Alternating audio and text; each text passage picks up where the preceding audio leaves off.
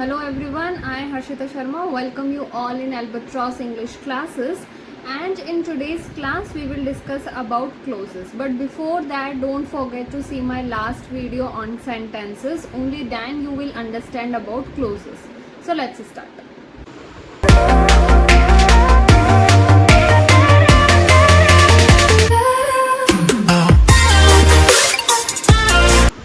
A clause is a group of word that contains a subject and a verb. ठीक है, अब close क्या होता है? पहले तो हमने कल लास्ट क्लास में हमने सेंटेंसेस पे डिस्कशन किया था. तो सेंटेंस क्या होते हैं? जिसमें एक सब्जेक्ट होता है, एक प्रेडिकेट होता है और जो अपनी पूरी मीनिंग देता है. उसी सेंटेंस का एक पार्ट होता है क्लोज. ठीक है, क्लोज भी क्या होता है? This is also a group of words. ठीक है, दैट कंटेन्स, जिसमें क्या क्या होता है? एक सब्जेक्ट होता है और एक वर्ब होता है. सब्जेक्ट मतलब जो कि एक्शन को परफॉर्म करता है, और वर्ब का क्या मतलब होता है? Action. Clauses can function as complete sentence. Clauses दो तरह के होते हैं.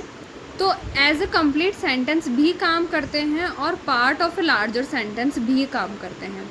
जो एज अ कंप्लीट सेंटेंस काम करते हैं उनको हम बोलते हैं इंडिपेंडेंट क्लोज, और जो किसी सेंटेंस का पार्ट होते हैं उन्हें हम बोलते हैं dependent clause. They are essential to understand sentence structure and complexity. अब ये बहुत इंपॉर्टेंट होते हैं ये समझने के लिए कि ये कौन से तरह का सेंटेंस है.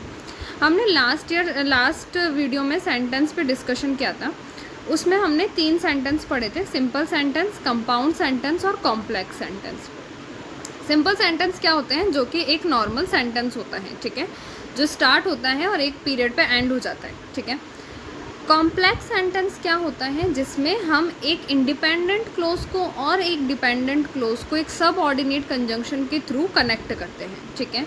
और कंपाउंड सेंटेंस क्या होता है? जिसके अंदर हम एक सिंपल क्लोज यानी एक इंडिपेंडेंट क्लोज को दूसरे इंडिपेंडेंट क्लोज से कोऑर्डिनेटिंग कंजंक्शन के थ्रू ऐड करते हैं. ठीक है, कनेक्ट करते हैं. तो ये सेंटेंस का स्ट्रक्चर समझने के लिए बहुत ज़रूरी है कि हमें ये पता हो कौन सा हमारा डिपेंडेंट क्लोज है और कौन सा हमारा इंडिपेंडेंट क्लोज है. ओके. टाइप ऑफ क्लोजेस, कितने तरह के क्लोजेस होते हैं? 2 तरह के क्लोजेस होते हैं. पहला होता है डिपेंडेंट क्लोज. ये वर्ड से ही पता चल रहा है. डिपेंडेंट मतलब जो किसी और सेंटेंस के पार्ट पे डिपेंड करता हो, और इंडिपेंडेंट क्लोज जो कि अपने आप में इंडिपेंडेंट हो, जिससे अपनी मीनिंग कंप्लीट करने के लिए किसी और क्लोज की ज़रूरत नहीं हो, क्लोज या फिर फ्रेज की ज़रूरत नहीं हो. ठीक. इंडिपेंडेंट क्लोज क्या होते हैं? Independent clause can stand alone. ये अकेले हो सकते हैं एज अ कंप्लीट सेंटेंस. ठीक है, हम इंडिपेंडेंट क्लोज को एक सेंटेंस बोल सकते हैं. For example, I enjoy reading. मुझे पढ़ना पसंद है. तो ये मेरा एक कंप्लीट सेंटेंस है, और ये मेरा कौन से तरह का क्लोज हो गया? ये मेरा इंडिपेंडेंट क्लोज हो गया, क्योंकि इसको अपनी मीनिंग कंप्लीट करने के लिए किसी और की ज़रूरत नहीं है. Okay. It expresses a complete thought. ये एक पूरे कंप्लीट थॉट को एक्सप्रेस करता है. For example, she runs every morning. ये भी एक पूरा सेंटेंस है, पूरा क्लोज है, जिसे किसी और पे डिपेंड होने की ज़रूरत नहीं है अपने मीनिंग को कंप्लीट करने के लिए. Dependent clause. Dependent clause cannot stand alone as a complete sentence. It relies on a independent clause to provide meaning. जैसे एग्जाम्पल हैं, बिकॉज आई वॉज टायर्ड. मुझे ये मेरा जो ये पर्टिकुलर क्लोज है ये मुझे पूरी मीनिंग नहीं दे रहा है. I need some extra information to complete this sentence, to complete this clause. Although she likes chocolate. हालांकि उसे चॉकलेट्स पसंद है. ये भी मुझे कंप्लीट सेंस नहीं दे रहा है, कंप्लीट मीनिंग नहीं प्रोवाइड करा रहा है. तो जो मुझे कंप्लीट मीनिंग प्रोवाइड नहीं कराता है वो होता है मेरा डिपेंडेंट क्लोज. अब इसमें एक चीज़ जो ध्यान रखने वाली है वो ये है कि डिपेंडेंट क्लोज में आपको हमेशा ये कंजंक्शन मिलते हैं. ठीक है, सबऑर्डिनेट कंजंक्शन मिलते हैं. सबऑर्डिनेट कंजंक्शन के बाद में आने वाला क्लोज क्या होता है? मेरा डिपेंडेंट क्लोज. ठीक है, सबऑर्डिनेट क्लोज के जो पहले आ जाता है वो मेरा होता है independent clause. Now types of dependent clause. First होता है एडवर्बियल क्लोज, नेक्स्ट होता है एडजेक्टिव क्लोज, और थर्ड होता है नाउन क्लोज. Adverbial clause. अब एडवर्बियल क्लोज क्या होते हैं? An adverbial clause is a dependent clause that function as an adverb. Adverb क्या होती है पहले तो ये पता होना चाहिए. वर्ब क्या होती है? एक्शन. एडवर्ब क्या होती है? जो कि एडिशनल इन्फॉर्मेशन प्रोवाइड करती है अबाउट द वर्ब. ठीक है। तो adverbial clause is a dependent clause that function as an adverb, ठीक है, जो कि एज एन एडवर्ब काम करती है, मतलब हमें वर्ब के बारे में और ज़्यादा बताती है। इट मॉडिफाई अ वर्ब, ये हमें वर्ब के बारे में बताती है, एडजेक्टिव के बारे में बताती हैं और एडवर्ब के बारे में भी बताते हैं, ठीक है। Providing context such as time, reason, condition, manner और कॉन्ट्रास्ट। अब ये हमें किस किस वे में एडवर्ब के बारे में बताती है, किस किस वे में हमें वर्ब, एडजेक्टिव या एडवर्ब के बारे में बताती है। वो होता है टाइम बेस्ड, किसी reason based, condition based, manner based और कॉन्ट्रास्टिंग। ओके, एडवर्बियल क्लोज के कैरेक्टरिस्टिक्स क्या होती हैं? It contains a subject and a verb, ठीक है। Begins with the subordinate clause, subordinate clause क्या, subordinate conjunctions begins with the subordinate conjunction. Subordinate conjunction क्या होते हैं? जैसे although, because, if, when, while, unless, until, ये सब हमारे क्या होते हैं? Subordinate clause. It can not stand alone, ये अकेले आपको मीनिंग प्रोवाइड नहीं करा सकते हैं as a complete sentence. Adverbial clause के टाइप्स क्या होते हैं? फर्स्ट होता है टाइम बेस्ड,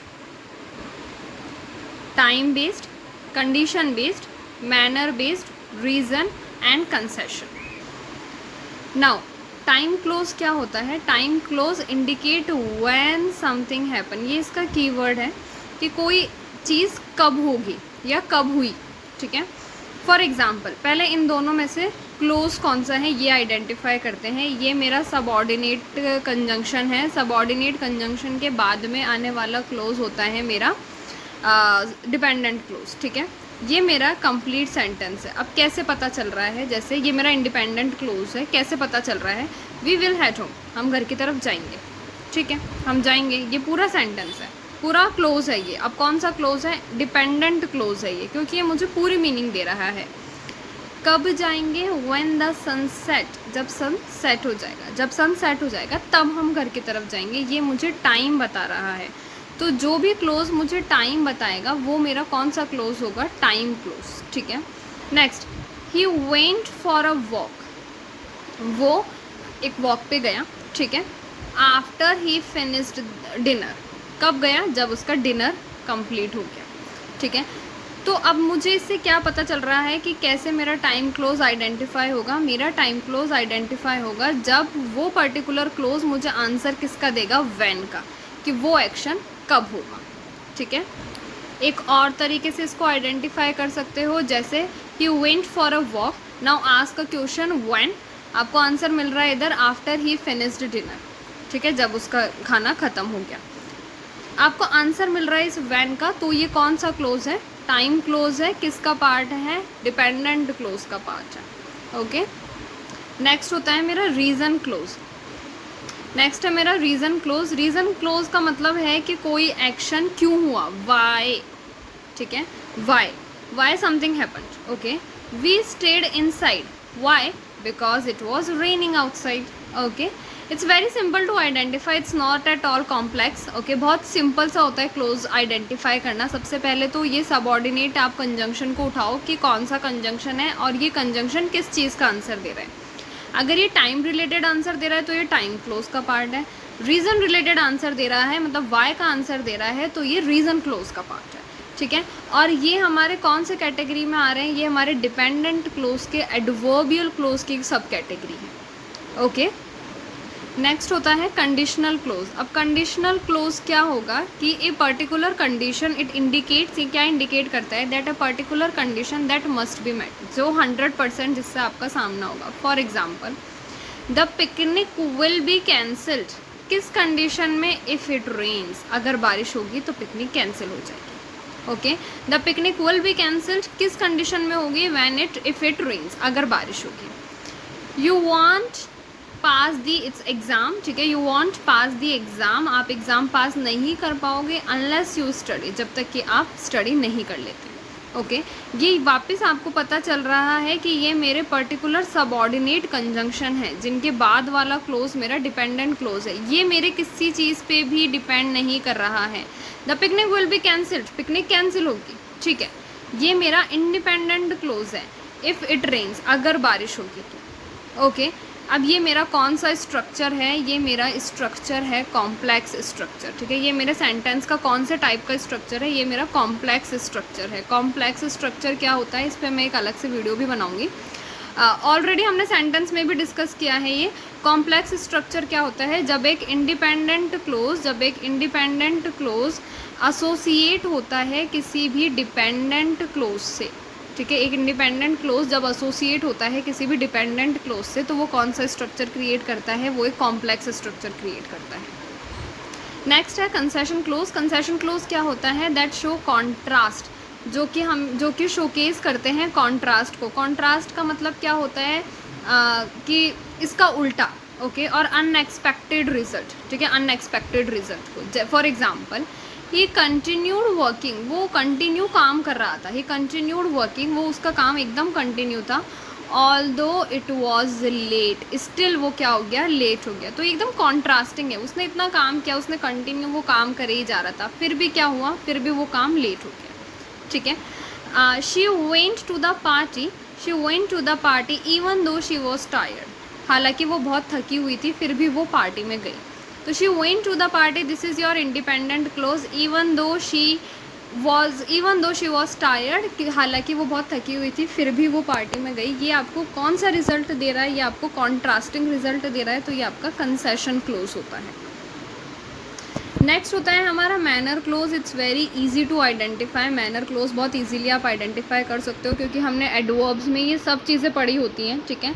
और मैनर क्लोज तो सबसे सिंपल होता है, something that gives you the answer of how, जो कि आपको आंसर देता है हाउ कोई चीज़ कैसे हुई है।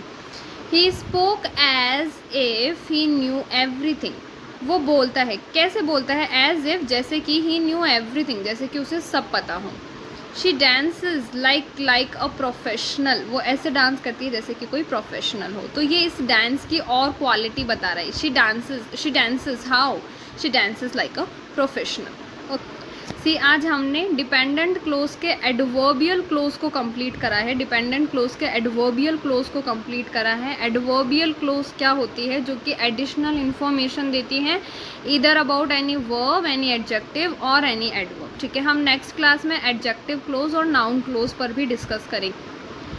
Okay, you need to remember this thing कि एडवर्बियल क्लोज के 5 मेजर टाइप्स होते हैं, ठीक है। 5 मेजर टाइप्स होते हैं, जिसमें टाइम बेस्ड क्लोज होता है, जो आपको आंसर देता है व्हेन का।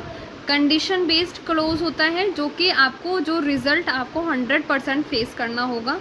रीज़न बेस्ड कि ऐसा क्यों हुआ। कंसेशन बेस्ड क्लोज, जो कि कॉन्ट्रास्ट को शो करता है या अनएक्सपेक्टेड रिजल्ट को शो करता है। और लास्ट होता है मैनर, जो आंसर देता है how.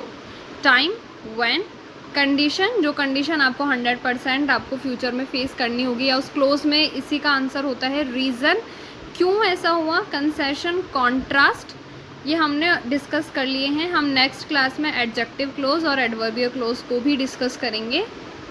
Now one very important thing, it's about punctuation rules, ठीक है। हम सेंटेंस लिखते तो हैं, लेकिन हमें नहीं पता होता है कि कब हमें कौन सा पंचुएशन लगाना होता है।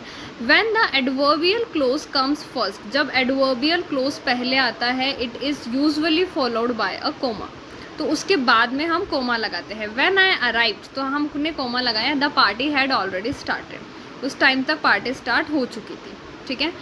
But when the clause follow the main clause, ठीक है, when the clause follow the main clause, the comma is typically not used। उस टाइम पे कोमा को यूज़ करना ज़रूरी नहीं होता है। मतलब पहले आपका इंडिपेंडेंट क्लोज आ जाए और बाद में आपका ये डिपेंडेंट क्लोज आए, तो उस टाइम पे कोमा लगाने की ज़रूरत नहीं है। बट अगर हम पहले अगर हम डिपेंडेंट क्लोज का यूज़ करते हैं, तो उसके बाद में कोमा लगेगा। Okay, then thank you so much everyone. Hope you like this video. Don't forget to like, share and subscribe my channel. In the next video we will definitely discuss about adjective clause and noun clause. Thank you so much.